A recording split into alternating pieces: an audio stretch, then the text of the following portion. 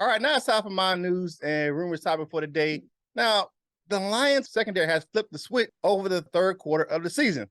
So here are some of the stats for opposing quarterbacks over these last 5 games where the Lions have won 4 out of 5 games. The Lions have held the quarterbacks to a percentage of 57% passing. That's 105 passes out of 183 for only 1,223 yards, which is 6.7 yards per attempt.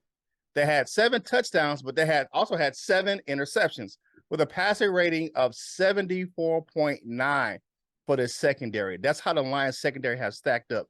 It's kind of really shut down some of these opposing quarterbacks.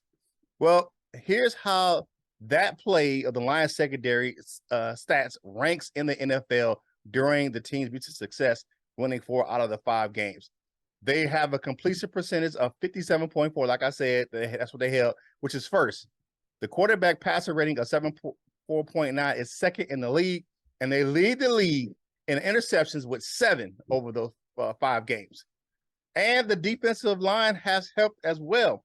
They have 22 sacks on the season, but 11 of those sacks have came in the 5-game stretch, because we know a good defensive line helps the back end of the defense do their jobs as well.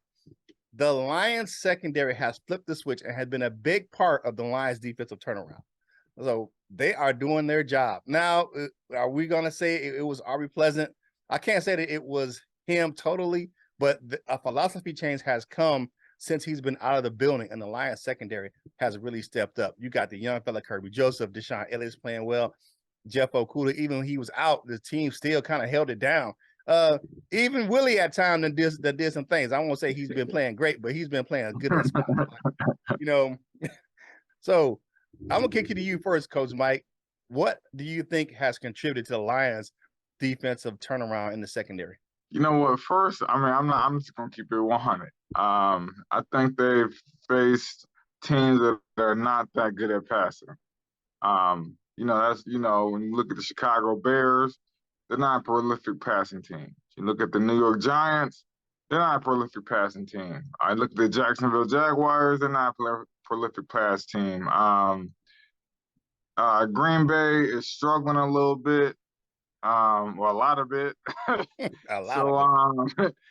So you know what? I think them playing those teams has given them also a chance to grow. And they're not covering so much as just elite receivers all around the board. And I think that's giving guys time to grow into their role and to understand it instead of being just supremely overmatched every game. And now that the talent level has kind of evened out, they've got to learn and they get good reviews from their play, and they understand what works and what doesn't work. And I think that helped. Yeah, man, I just think that the level of competition kind of tailed off in the receivers, and that allowed our young secondary to grow. So now they're ready. I feel you. What you got, LL? Yeah, I'm trying to pull up Josh Allen, so I just want to see what he did. You're right. That's what I was thinking when Curt was listening to stats and stuff. We probably played some teams that wasn't so good at passing, but the thing about that is we still could have gave up big passing games to them. We still could have let them go off, because that's what the Lions, that's what them quote unquote same old Lions would do.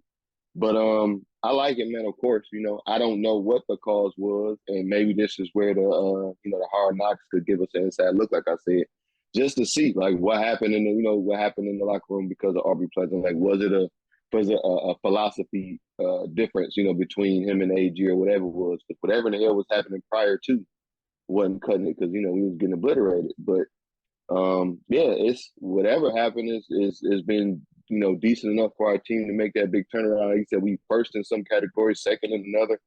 That's excellent in my eyes, man. Especially what we was looking at, prior to. And I think we did okay against Josh Allen too. He had a QBR 71, 223 3 yards, and he turned it over once. So, the defense is running in this shape. Like I said, good, bad, or otherwise, you got to go out there and play anyway. So, at least they stood up against the bad guys too. So, good job, Ryan. Yeah, because you said he went 24-42. That's not great for 253 yards, 2 touchdowns, an interception, and sacked 3 times for 16 yards. Yeah. Yeah, that's a pretty good. They had him to an 80 quarterback rating compared to what Jared Goff did in that game. He was 23 of 37, 240, 260, 6.5 yards, 2 touchdowns, 2 sacks, a 79 QBR, and a rating of 98.9. Jared Goff actually outplayed Josh Allen, and you know what I'm saying? It kind of just came out to the special teams. You know what I'm saying? That was the one game that Michael Badgley missed that field goal. You know what I'm saying? So man. yeah. So hey, it is what it is. You know what I'm saying? To hear the rest of this conversation or what LL and Coach Mike had to say about the Lions secondary turnaround in this last 5 games, tune into the full version of today's Lunchtime Detroit Lions Talk, presented by Detroit Lions on the Prowl, your home for Detroit Lions news and rumors.